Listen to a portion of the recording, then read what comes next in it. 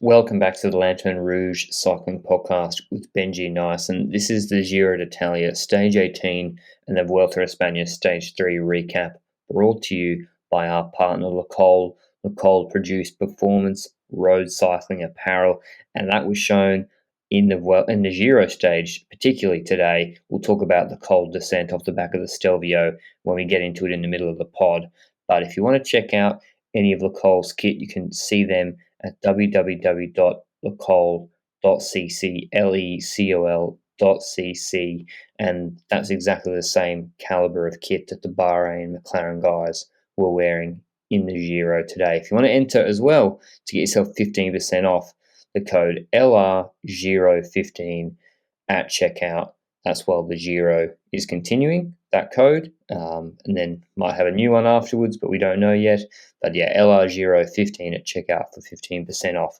But this Giro Stage 18 was the one we've been waiting for, from Pinzolo to Laghi di Cancano. It obviously had the Stelvio climb smack bang in the middle of it. Not the last climb of the day though. 208 kilometre stage.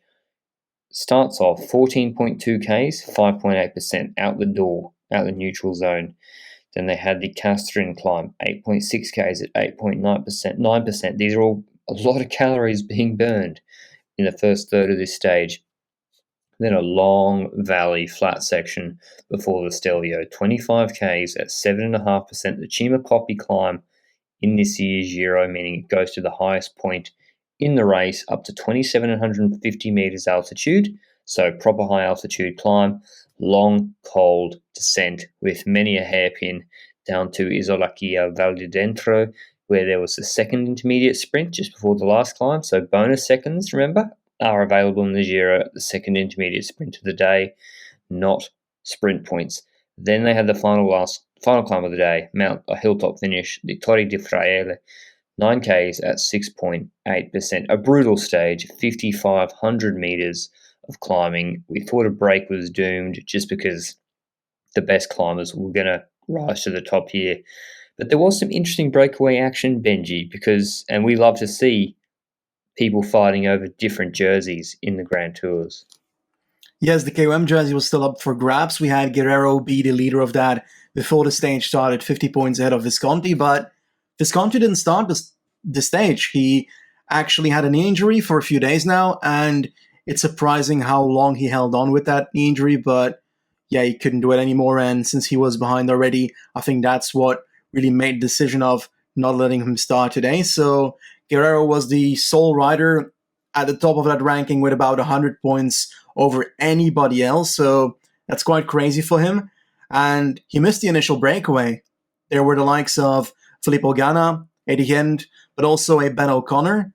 And on the first climb, they clearly weren't happy that Guerrero missed that breakaway, because EF Education first started pacing in the peloton to try and make sure that Guerrero could, at the end of the initial climb, jump towards the breakaway. And he did exactly that. EF Education first paced until the gap was around 37-ish seconds. And then Guerrero tried to bridge across, and he did that relatively quickly. And once again, today, he went for the K1 points, and he took the majority of it. He did have trouble on the Stelvio today. The other breakaway contenders were clearly a bit better than him on that ascension, but the first two, he did take the majority of the points. The person that was the strongest in the breakaway, I won't cover you with all the details of what happened in the breakaway, because at the end of the stage, they didn't really come into play too much outside of Ben O'Connor, who launched his attack once again, third time in a row in the breakaway, second 2 stages ago. Yesterday, the winner on Madonna di Campiglio, and today he attacked again from that group away.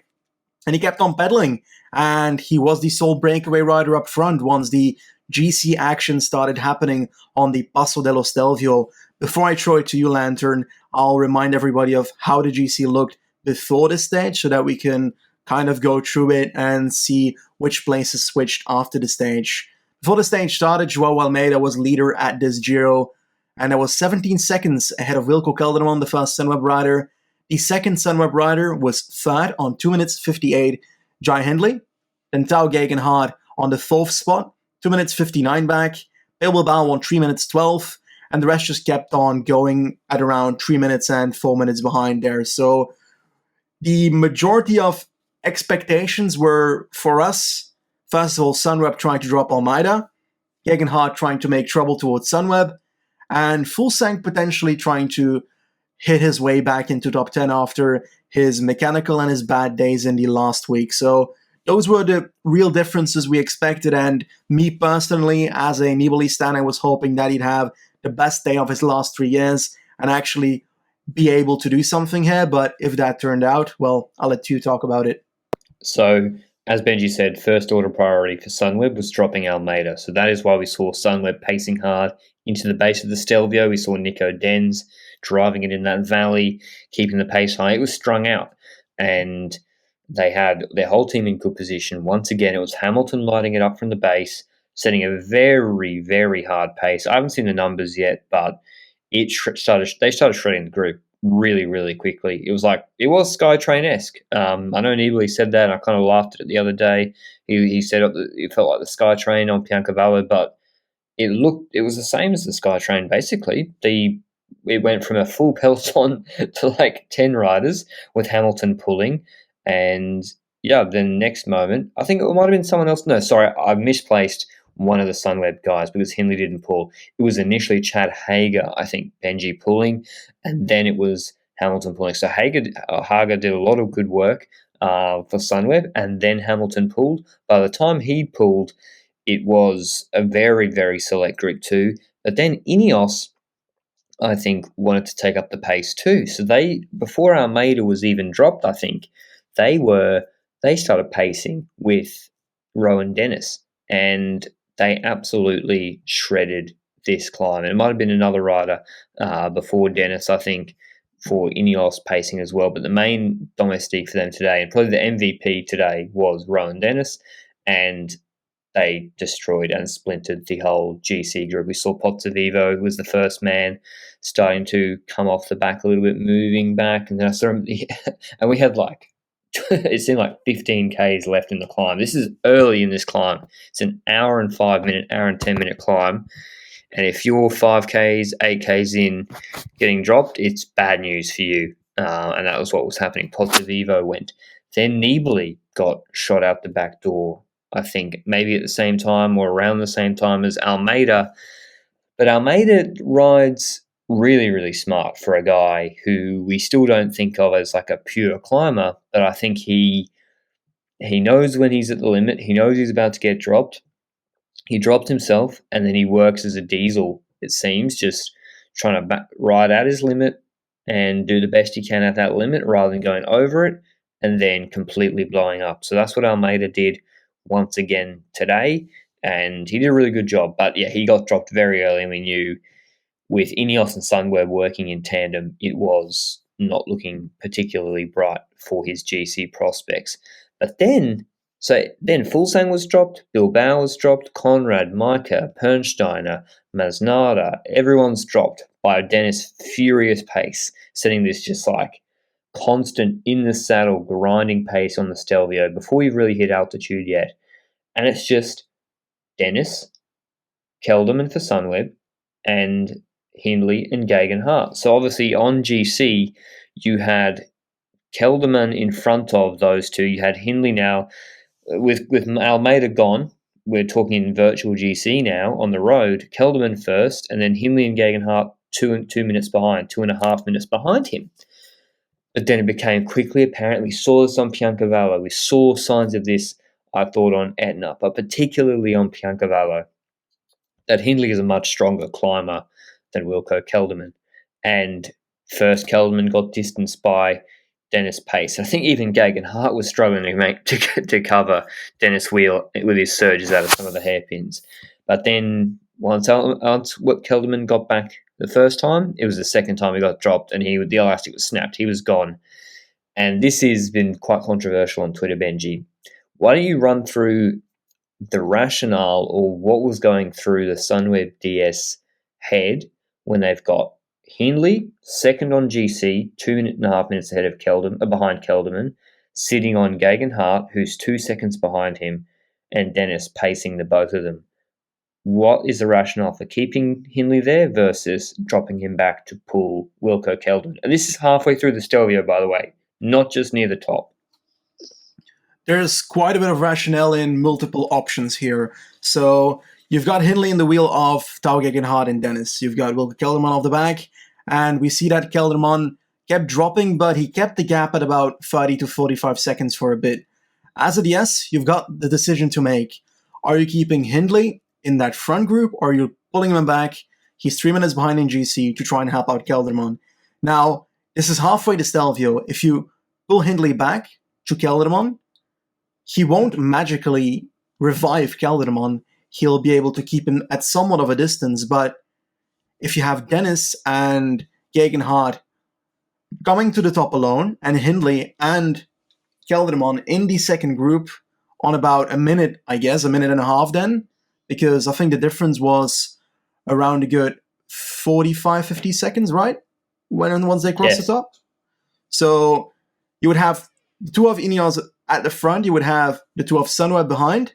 But thinking about that, Dennis looks to be a relatively mediocre descender. Hindley seems to be pretty good at trying to follow Gegenhardt.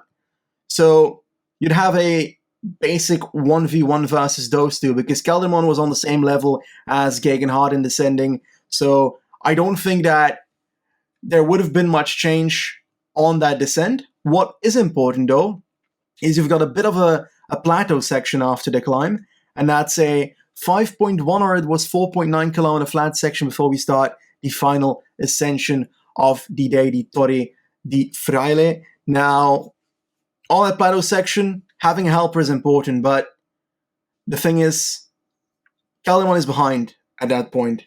Dennis is with Tao Gegenhardt, one of the best time trialists in the world. Gegenhardt is going to be better on the flat than Hindley is. So I don't think it would have helped very much to have Hindley in that second group for Kelderman.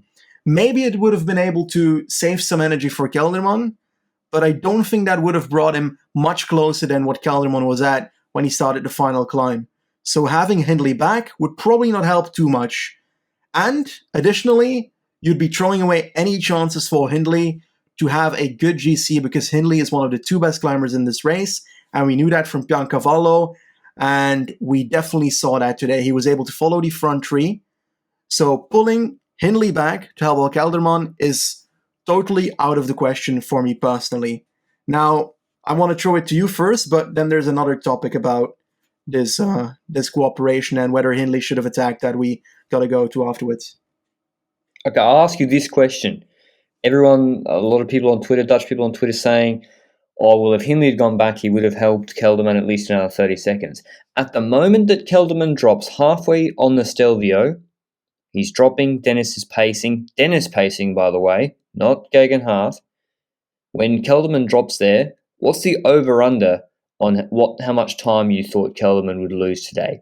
I would say the average person thought, ooh, he's going to lose a lot of time. He's cracking badly. So if Sunweb dropped, so 2020 hindsight is saying, oh, well, he would have helped Kelderman 30 seconds, it would have been helped a lot. At that moment, if you drop Hindley back, you're risking Kelderman completely cracking, not losing like 5 minutes on GC or 4 minutes on GC like Almeida did, and you've also shattered Hindley's chances, who is second in the virtual general classification. So you would have looked like complete idiots who would have thrown away any chance at the jersey. So it's out of the question that you drop Hindley back for Kelderman, mainly because everyone climbs at their own pace, really. Hindley would have been trying to go faster. I'm not sure. He can't attach a tow rope to the back of his bike during the Stelvio. And I think Kelderman just had to ride his own race. And the better option, given that Hindley is clearly the stronger of the two at this point in the race in the mountains, and we're getting into this now, is where he's marking Gegenhardt, marking Dennis. By the way, him marking Gegenhardt and Dennis slowed them down. They were stuffing around on the descent. Gegenhardt was not relaying with Dennis at all because he was saving energy because he was worried about Hindley. That's a theme that will carry through to the last climb. If it was just Gegenhardt and Dennis, as Benji mentioned, on that flat plateau section, they would have been relaying, and that would have been a damn sight quicker than Hindley and Kelderman relaying behind them. So I feel like Hindley was actually a little bit of an anchor as well on Dennis and Geoghegan Hart. And that carried through to the climb, Benji, where what was your read on Geoghegan Hart going into the climb? Dennis blows up, because justifiably, I'd say again, MVP for the day, first Australian to ever take the Cima copy on top of in the Giro d'Italia when he crossed the Stelvio first, Rowan Dennis. An unbelievable performance from him. And it makes sense numbers-wise. He's a 1 hour TT guy. Stelvio is a 1 hour effort, but it's up to altitude. So just a really special performance from Rowan Dennis. So my hats off to him. But he pulls off, base of the last climb, 9Ks, like, 8% or something. Not really up to high altitude, up to about 1900. And they've got Kelderman about a minute behind, a minute 20 behind, actually, because Dennis has put 30 seconds into him. What was your read on Geoghegan Hart there, Benji? Because he seemed agitated to me in the way he was interacting with Hindley. Yes, at the start of the climb, when he launched away from Dennis and had Hindley in his wheel, obviously Hindley was going to sit in his wheel for quite a bit. And we'll talk about whether he should attack or not in a second, but Geoghegan Hart, every few meters, every few hundred of meters, he looked at Hindley and he was like talking to him, and I'm not sure why he was talking to him. You can't expect Hindley to start pacing with you because Kelderman is clearly his teammate that is behind and is trying to lose a limited amount of time to you two. So I feel that Geoghegan Hart was trying to... It's like that elbow. If you, for example, are in a breakaway and you're at the front and you flick your elbow and you get annoyed by it, that's because you can't keep on pacing. And Geoghegan Hart had to do this final climb fully alone, obviously. Hindley in his wheel, super annoyed by it.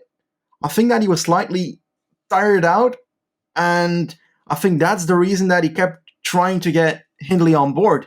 But there's no real option to have that happen. If Hindley is going to help you, he's going to try and drop you. That's the only thing that he's going to try and do there.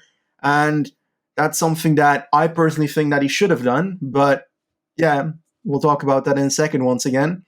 What I feel is that Geoghegan Hart potentially also didn't have real experience in this place in a Grand Tour before, and that might have also been a reason that he was being so agitated and being a bit oddly behaving on the last climb. But what do you think? Is it the tiredness? Is it the inexperience? Is it just the fact that he was trying to get some help while trying to do his best, or anything else? I think initially he was trying to be smart and bait Hindley, who's a young guy, into making a mistake and pulling, which I think smart to do that.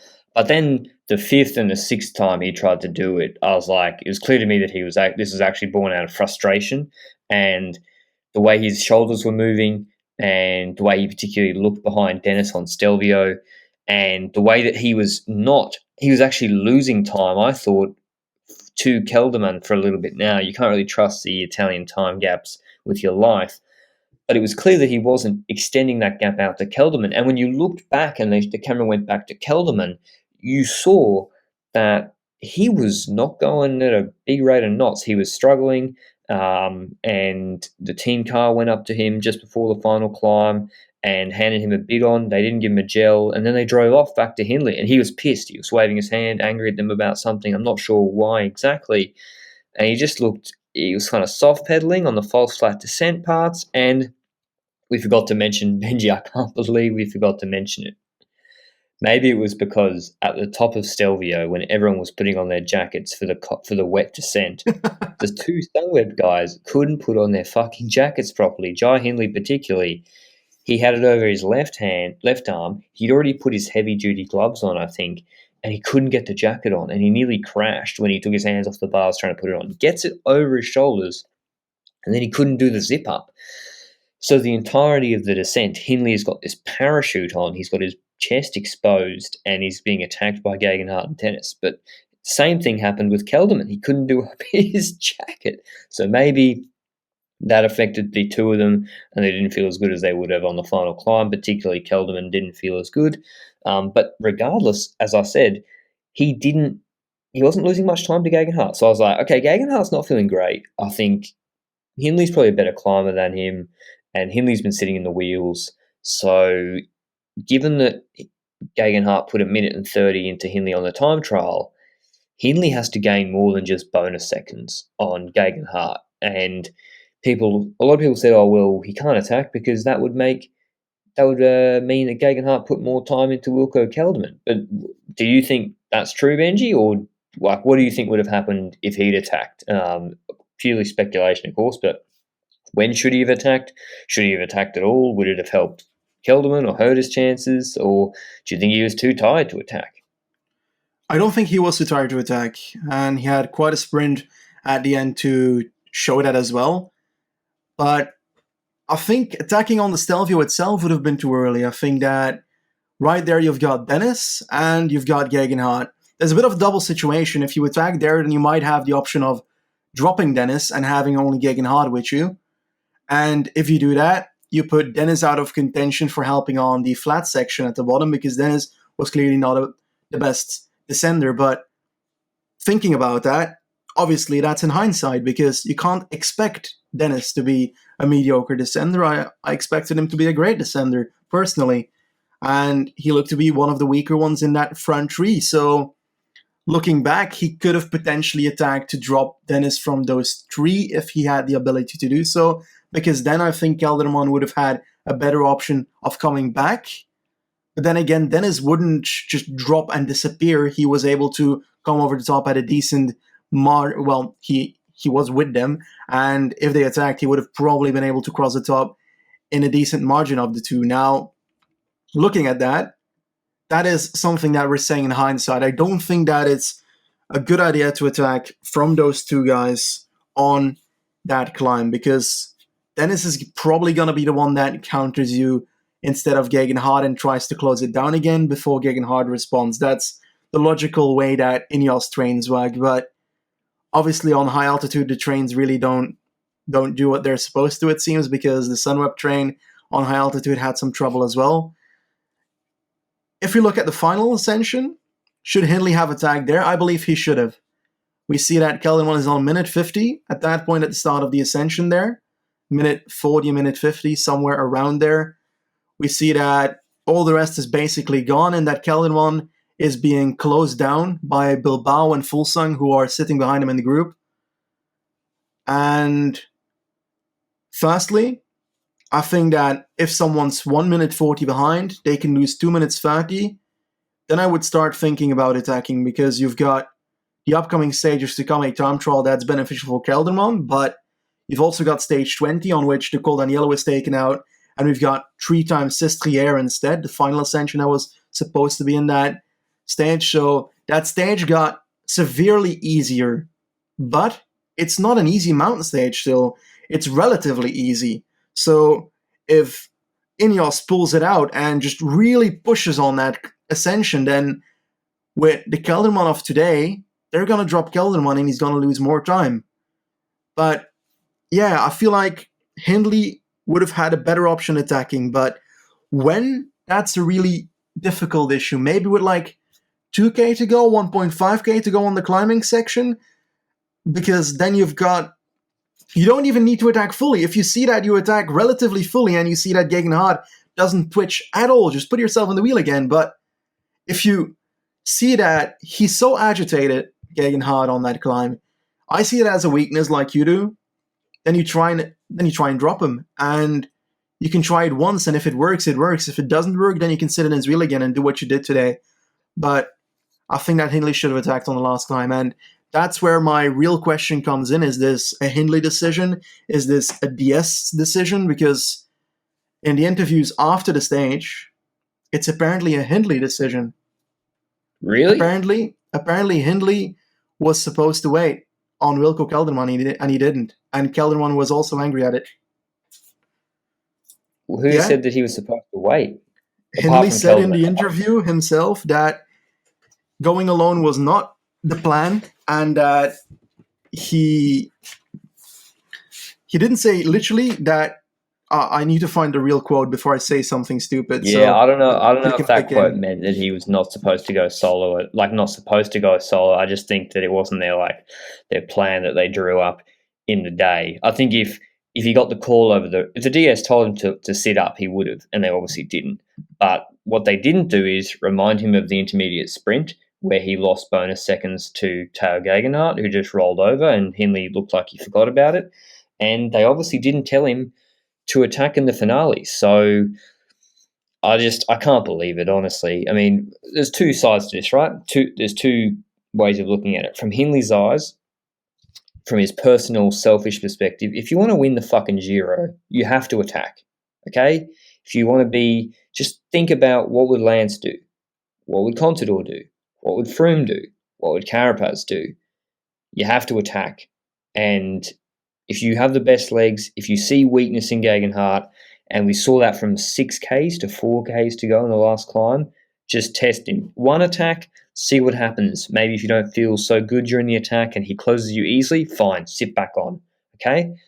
But you have to try. Maybe you glide away easily and you immediately see cracks and weakness in him. So he had to try, because he has to gain more than this 15-second buffer that he has right now. Because going into the TT, if Hindley has a 15-second buffer, then Gegenhardt is going to gain that time on him. And if they drop Kelderman, if Ineos ride really hard on Sestriere, drop Kelderman, Hindley doesn't gain any time on Sestriere stages or the rest of the stages, and then he has that 15-second gap, Ineos with Gegenhardt will win the Giro. So I know this is all sounding like, this is, how can you think like this, think this quickly on the road? But it is happening quickly, but it also isn't, right? There is a long time on these climbs. You have 5 minutes, 6 minutes to think about this and plan this and think, okay, well, Gegenhardt's not gained any time on Kelderman, and the gap here, Kelderman's still in Maglia Rosa. And also, what's the downside? If Hindley attacks and Gegenhardt bridges across to him, and then they slow down a bit, I guarantee if Hindley attacked and Gegenhardt bridged to him, it would have slowed down, because Gegenhardt wouldn't have just rolled over and kept pacing at threshold again.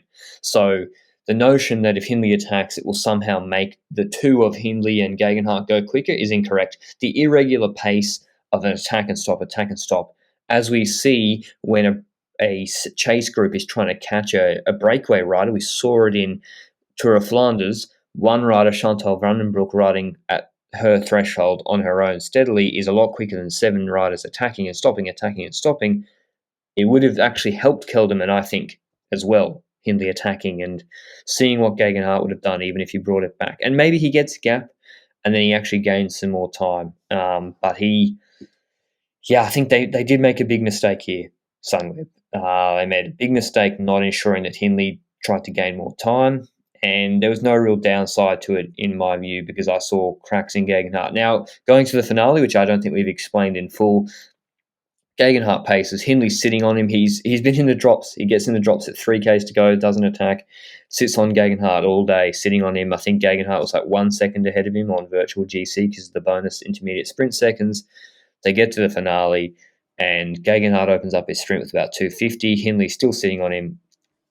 Hindley tries his best to butcher the sprint. He takes the worst fucking line I've ever seen, like wide around the corner. I was worried.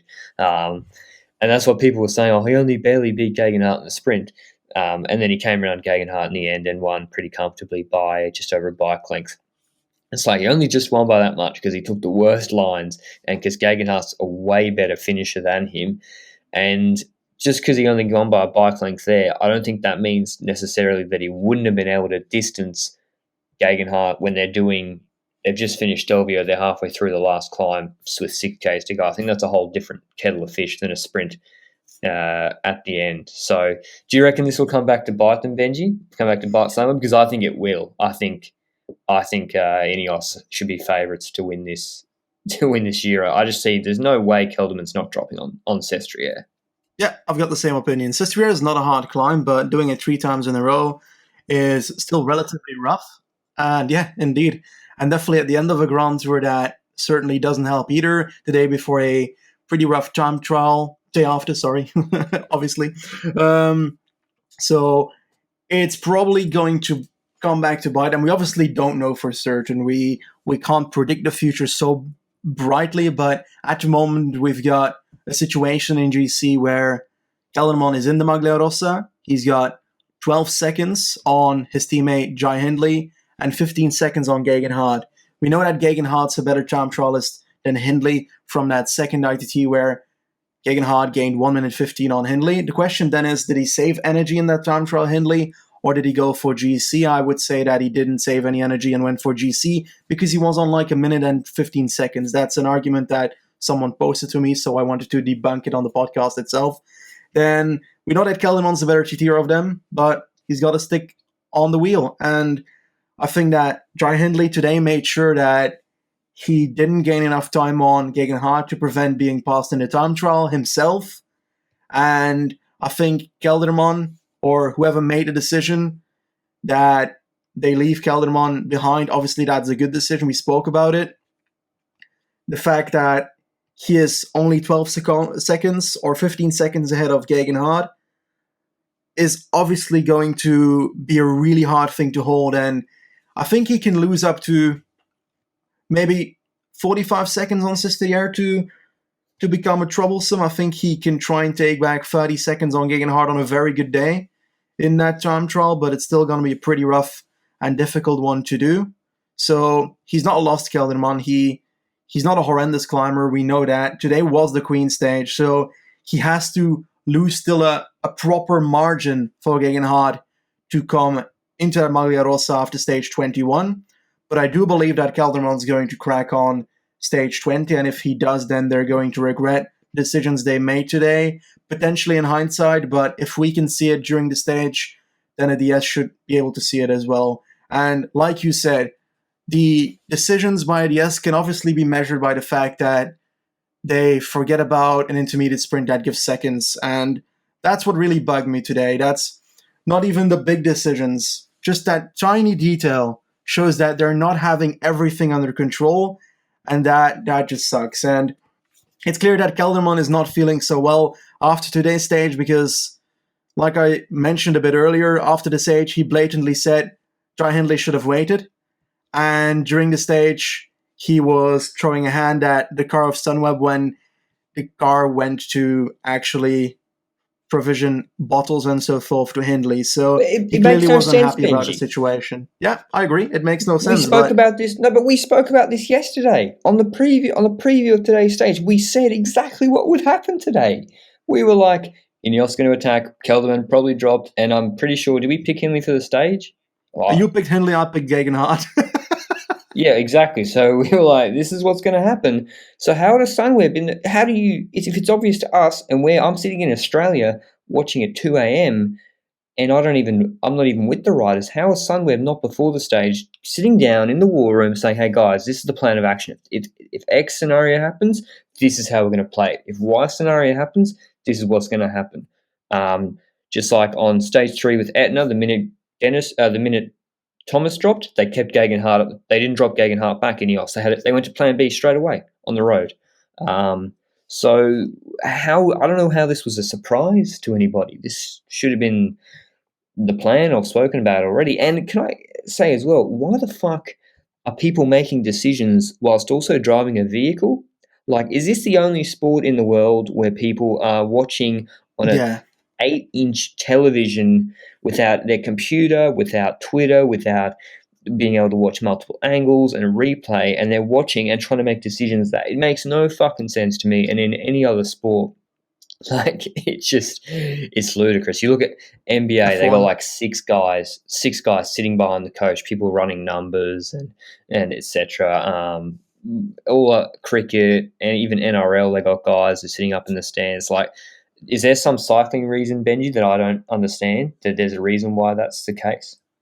I think it's just blatant old tradition, and it really sucks because we also see that the driver is the person that gives the bottles to riders most of the time, but we know that that's not supposed to happen. It's like being on the phone while you're driving. I find that itself already really annoying to see, but the fact that the decisions are being made by two people in those cars, to me, are not a good thing. I'm not sure whether, for example, Ineos has a team behind the scenes that is doing stuff in the stage itself, looking at numbers and figuring out stuff behind the scenes to then deliver it to the DS who makes a decision.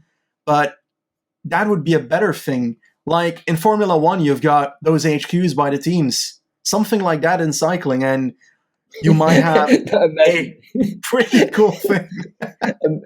imagine if there was a car in Formula One with the engineers in it, just following the Formula One car, like talking to them instead of being an HQ. Imagine, But yeah, that'd be brilliant. Formula One's a good point. We're spending too long on this. Stage 19 preview from. Wait. I've Sorry. got something more. My Masnada.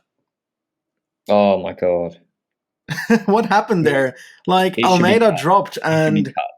yeah, I feel like something similar. Cut might be a bit too much. Maybe a proper warning and really talk about it with like a psychologist or something. Why didn't you wait for your leader? And I don't know why. He's in the top 10. Maybe he cares about the top 10 in the Giro personally. Probably does. But you've got a person on your team that is in the Maglia Rossa and is dropping from the group.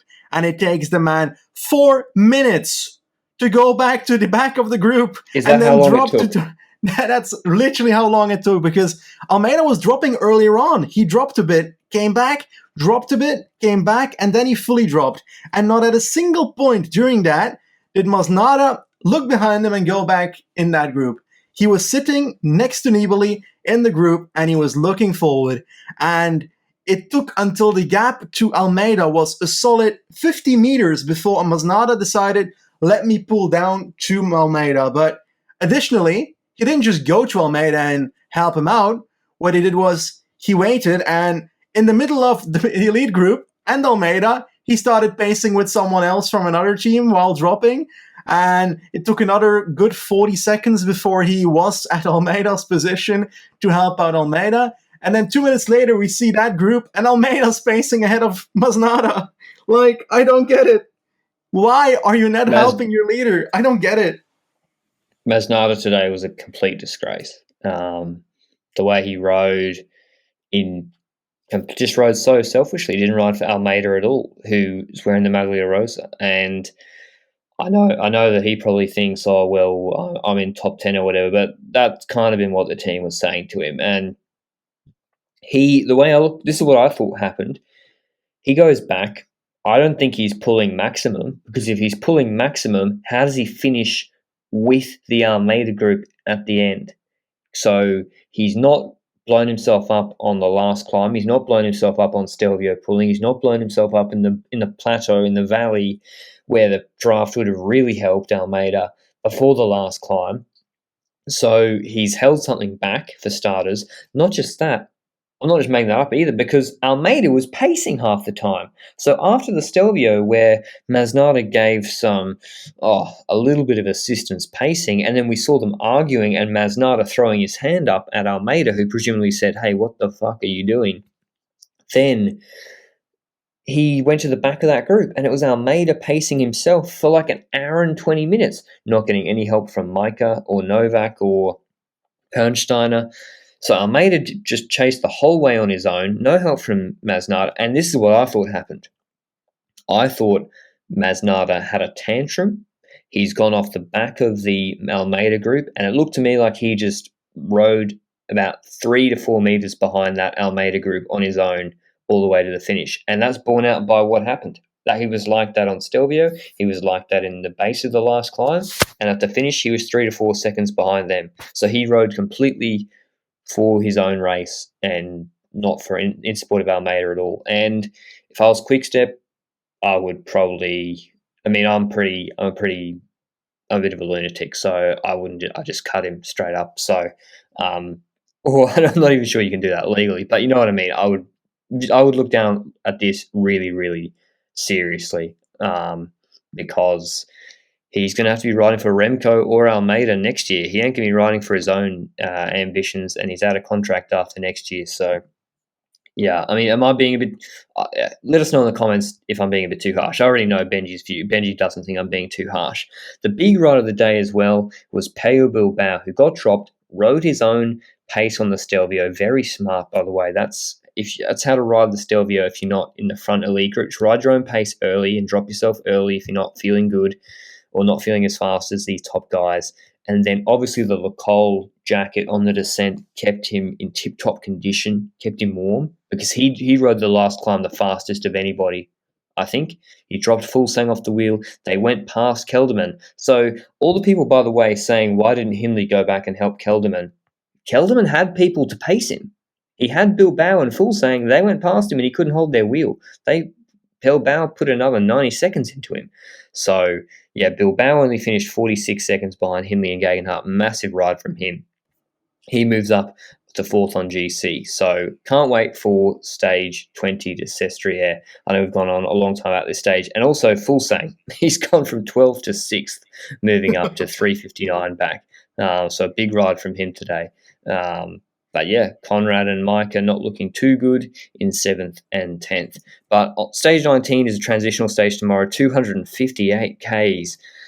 Not sure I'll be watching the first half of this or even the first 230 of it. If you want to skip a stage and just watch the last 15 Ks, unless there's wind I don't know about, this could be one of them. From Morbegno to Asti, they go like across just about half of Italy. I think they go, so like the north of, they go past Milan and from Morbegno all the way to nearly to Turin. So just flat. There's no categorized climbs. There's an intermediate sprint. There's a bonus seconds. There's a couple of rollers, but it's a flat finish. I don't know who I'm going to go with, Benji. According to Chad Hager, they just spent 6,000 kilojoules each stage in the last 3 days. I'm not. Well, Demar. Demar. Do you think he'll have the snap? He should be the favourite on paper, but he might be a little bit cooked after the last few days. Yeah, he came in today at a solid 15 minutes of the first riders. It's 260 kilometers, though. The longest stage in this Grand Tour, if I recall correctly. Why? Just why? It's a flat stage. Come on. It's probably gonna end later, and we're gonna see less of the Vuelta. So I don't like it. But talking about it, I think that Groupama is gonna try and control it. And despite it being a third week stage and that having a better chance of being for the breakaway, I just don't see it happening.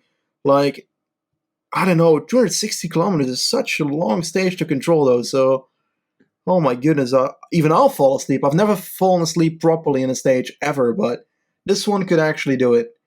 But I'm going to say Demar either way. I think that Groupama has this one last opportunity to get 5th stage win, or is it his 4th? It'd be his 5th, I think. I think that Demar is going to take it, and I think that Groupama is going to control it, and that Sagan will come second in the sprint. So a proper repetition of some of the sprints we already had, and therefore I think Demar is going to secure what we now know is still his Ciclamino jersey with a solid 37-point gap right now once again. So tomorrow's the decider for that, but it's going to be really hard to ride Demar out of that for Sagan. So most likely Demar's taking home the Ciclamino jersey. Even though they both ended late today, they're probably going to be hella tired, but yeah, I think they're going to try and get their last opportunity. I'm going with Sagan, just because it's such a long stage. If it was 150, 160 Ks, I'd be all over Demar, but 2 City, it's a long stage. It's been a long few days, and I just think Sagan, his sprint doesn't really seem affected in Grand Tours between the first stage and the last stage. In the Tour, his sprint in the third week was quicker than the first week. So I think he could be quicker, and Demar would be pretty tired. But yeah, an unbelievable. This was a classic stage at the Giro. I know we've chopped and changed, gone around various things, but maybe one you should definitely watch from the Stelvio onwards. It'll be an all-time classic. And congrats to the Giro organisers, RCS, for putting on this stage and having the Stelvio. I never thought it would be possible having the Stelvio today, this late in the year, in the 22nd of October, and it being free of snow with COVID and etc. So I can't believe it, and I was so happy to see it. But yeah, congrats to Jai Hindley taking the stage win, the young Australian. I'm very excited about these young Australian climbers. Moving on to stage 3 of the Vuelta, a lot less exciting, I'll be honest with you. We thought this happened exactly like we said in the preview. Pretty much, I don't think anything really changed, because it was not really a hilly stage at all. There was a 17k 2% climb halfway through, but then it was pretty much flat. Other than that, it's 165k. It's not particularly long even, not at altitude. But the last climb of the day It was a hilltop finish again, 6.5 Ks at 6.7%, but the final climb had a wall, as it always does in the Vuelta, had a wall in the last kilometre, and it looked like it got really steep in places too. So we said Roglic, we mentioned Carapaz, Martin, etc. as contenders. We didn't think a Breakaway would get enough license to go up the road. And when I wasn't really watching that closely, I'll be honest, Benji, you're more diligent than me. But yeah, did a break even go up the road? A break went up the road, a break was caught, another break went up the road, and another break was caught. And I tuned in with about 15K to go. So, I can't blame you at all. So it's very similar on my end. Throughout the stage, there was 1K win point. It doesn't really matter for it since we now know already from the last few stages that the GC riders are fighting for that, with Roglic being up there, Kaz being up there, and also I think it was, I don't even remember, I think it was Carapaz who took the KOM jersey yesterday. Yes, indeed, because he was wearing that blue polka jersey today. Now, for the stage, we were saying I had, I think, mentioned Valverde and Martin in my picks yesterday. I eventually went for Valverde because I felt like he could go for it. On Twitter, I posted Martin because, yeah, I am apparently very indecisive between the two. And what I do want to add is whenever we pick something on this podcast, it's very early after the last stage, and it's a bit hard to get a direct prediction out. So if you want my accurate predictions, most likely check them out on Twitter a good 2 hours after the podcast, because that's when I release my pizzas. Before he puts them behind a paywall next year. No. I'm not really planning that for now, at least. No, I don't know. I've got no such plans in the running at the moment. The last climb of the day, obviously, like you said, was going to be the decider, and we didn't expect the breakaway. That's also why we didn't really tune in before the last ascension, and because the Giro was way more entertaining for us. Now, this last climb, we had expectations of Movistar controlling that, I'd say, after yesterday, because Movistar was a team that controlled the San Miguel climb yesterday and really punched it with Soler. Now, when this climb started, directly after I turned in, we've got on the right of the road, Erviti standing with the bike of Soler. So my initial thought is, did Soler just change body, or is he actually having a mechanical and Erviti gave his bike to Soler, which is the most likely answer, obviously. So Soler had a mechanical, lost a bit of a gap, never really got to the front very easily, and there was a team that tried to benefit out of that. I'm not sure that was the reason. Maybe they had a plan initially already, but Ineos was moving up, and they were doing that with full force like they did just before the San Miguel climb yesterday for Richard Carapaz once again today.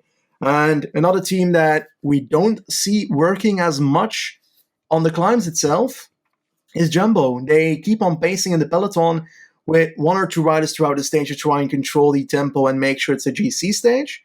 But at the end of the stage, we never really see Jumbo do the work, and that's a real opposite effect of the Tour de France. And we've mentioned it on stage 1, we mentioned it on stage 2. Roglic is looking strong, but he looks like he misses a tiny bit.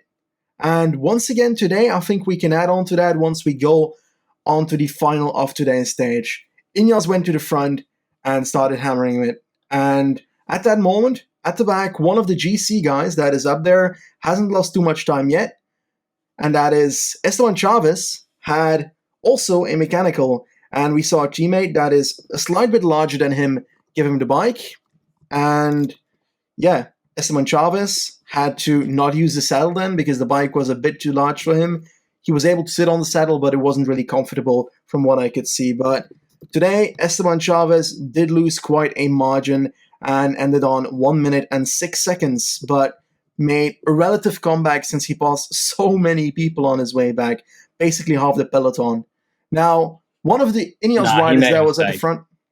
Did he make a mistake? Tell me. Yeah, Chaves, and I've heard this pretty directly. Chaves is the sort of guy, he'll just be like, if I have a domestique here, the domestique must pull. And they were not that far behind after the bike change from the back of the peloton. And when the pace is on like that, you have to bridge across quickly because the people at the back are going to get dropped. So there's nothing to really catch back onto. So you're getting further and further away from the draft because even though you're gaining on those people, well, they're dropping. So the gap is never really decreasing to the front group. And he's sitting on the domestique. It's immediately clear this gap is not very far. You can see it in the distance. It's clear the domestique's going nowhere.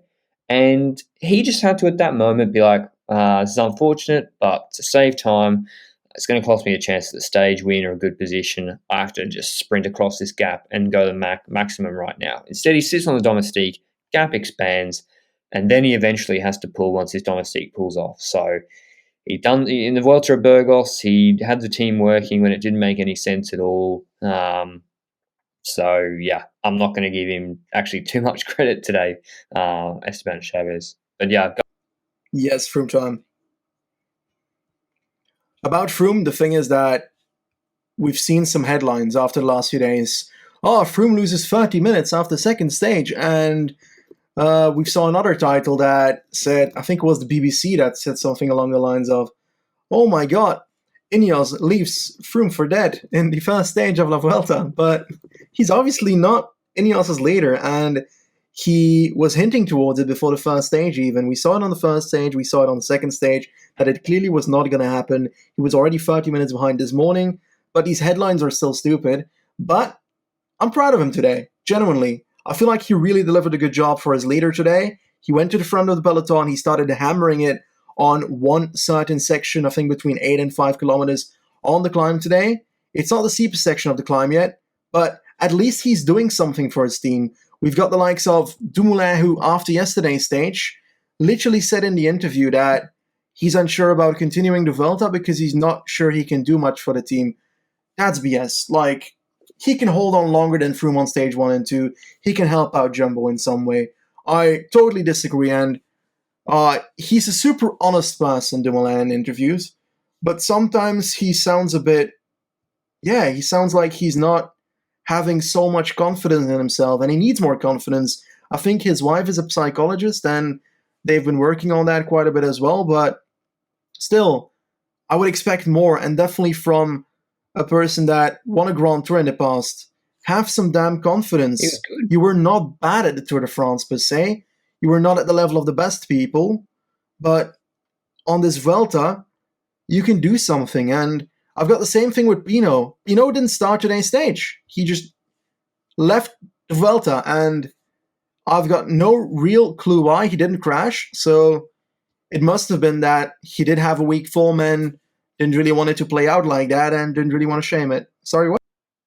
They said his back was still sore, so he pulled out, which makes no sense because wouldn't he have been training hard enough to doing efforts, etc., and should have tweaked his back doing similar distances? So if that's the case that he started and his back's still injured, like that's just a failure of the team management, to be honest. Maybe they're just using it as an excuse and he's tired, etc. I'm not sure. But sorry, we should focus on what happened in this finale. Ineos pulling. Amador pulls, Froome does a really good job, drops a fair few people. Then it was, can't remember if Brandon Rivera actually pulled, but it was definitely Ivan Sosa who was doing a very strong job. Sosa, stronger pull today than before. They're obviously setting Carapaz up. You noticed when Sosa was pulling 3Ks to go on this mountain hilltop finish, Carapaz moved back in the group off Sosa's wheel because remember yesterday or on stage 1, Carapaz was on Sosa's wheel, Sosa pulling, and Kuss was behind him, and he got the jump on Carapaz. So that wasn't happening again today. And Carapaz had to close that down in stage 1. So Carapaz moved on to Kuss and Roglic's wheel so they didn't attack him because Sosa's not setting such a high pace that it's actually putting those two Jumbo guys under pressure. I think Champoussin, Ajdoual, the Mondial rider, went up the road. Kenny Elisond attacked and got a little bit of a gap with 2.4 Ks to go. But it all came back together. And once again, like on stage 1, it developed into a bit of a stalemate with Sosa pulled off, no more domestiques. And eventually, I think Grosschartner was there looking pretty good. But eventually, it was Kuss attacking once again. They used him as an attacker again on this climb.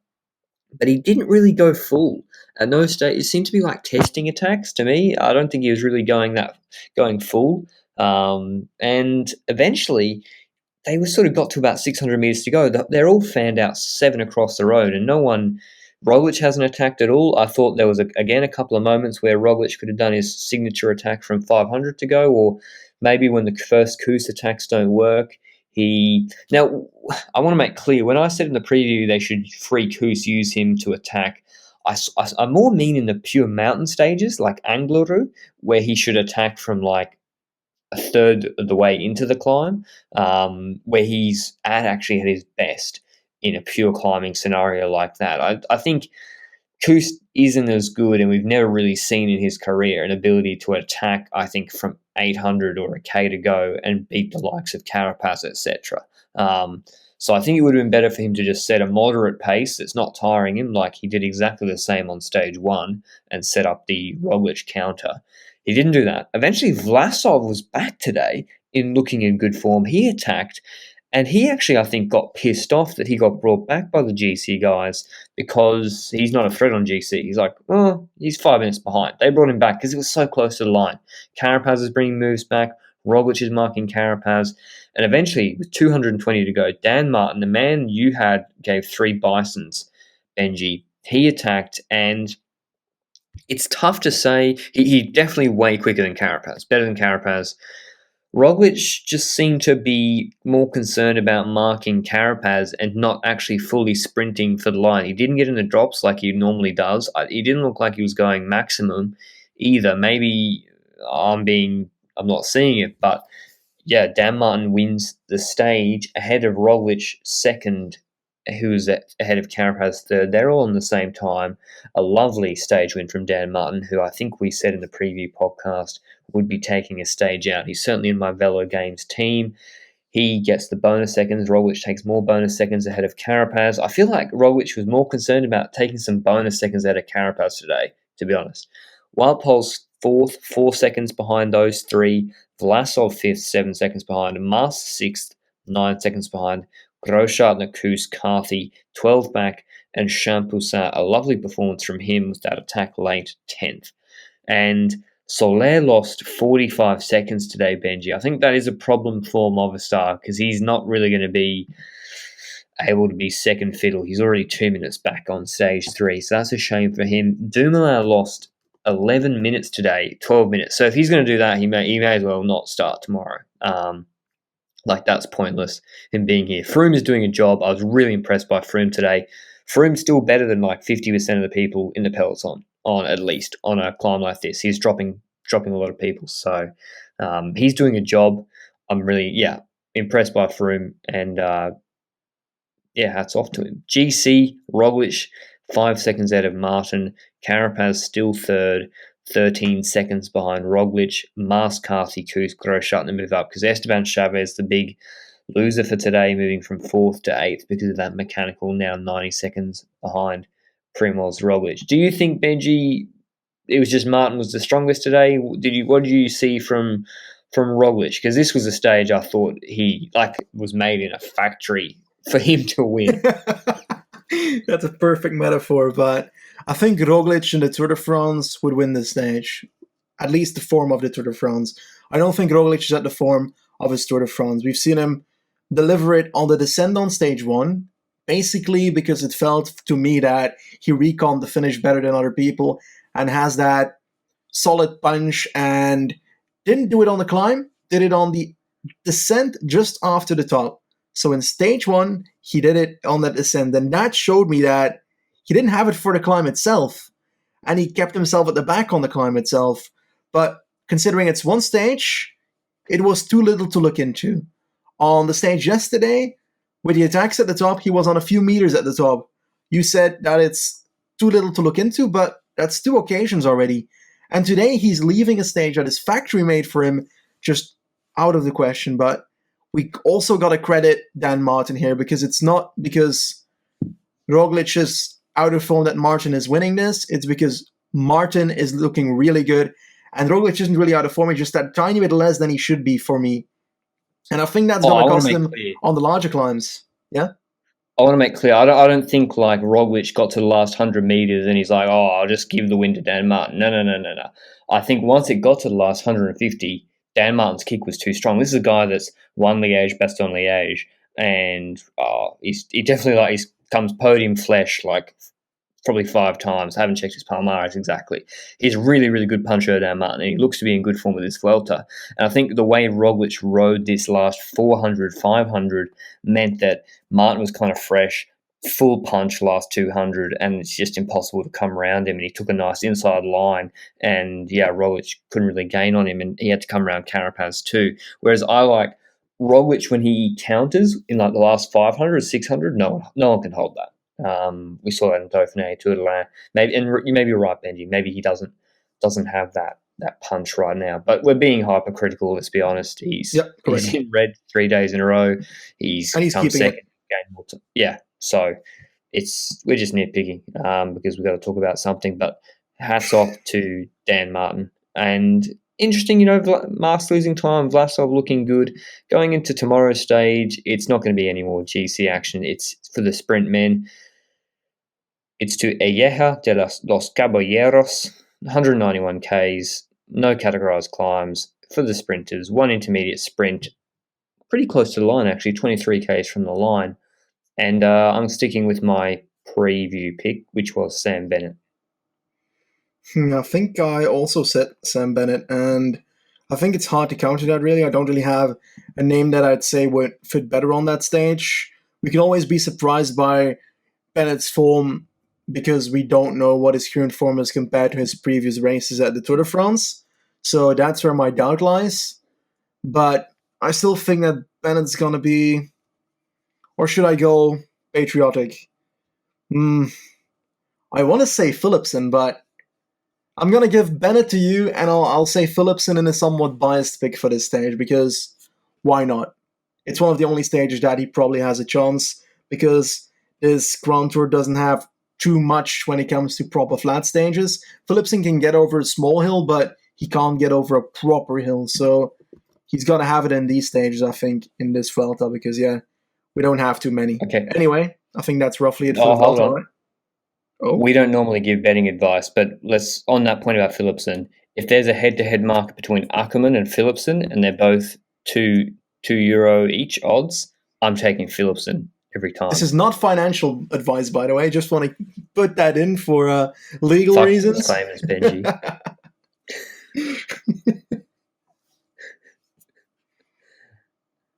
Oh, do you not agree with that pick? Do you agree with that pick or not? Oh, you're staying silent. Okay, whatever. I'm staying silent.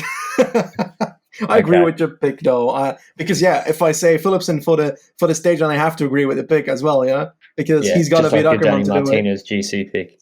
Fuck off. He crashed. All right, that's enough for today. This was our Giro. I said Dan Martin, but I just added a few more letters. This was our Giro d'Italia Stage 18 and Vuelta Espana Stage 3 recap, a magic day of cycling, particularly the Giro d'Italia, an unbelievable stage. Brought to you by Lecole. Once again, Lecole kit getting on that podium on the stage for the Giro d'Italia. Before we sign off, make sure you tweet at Benji or comment down below on the YouTube video. Make sure to check in with him, see if he's okay after Vincenzo Nibali lost 4 minutes on the Stelvio stage in week 3, because I'm a little bit worried about him. So make sure you tweet at Benji and say, what happened with Nibali today? Are you going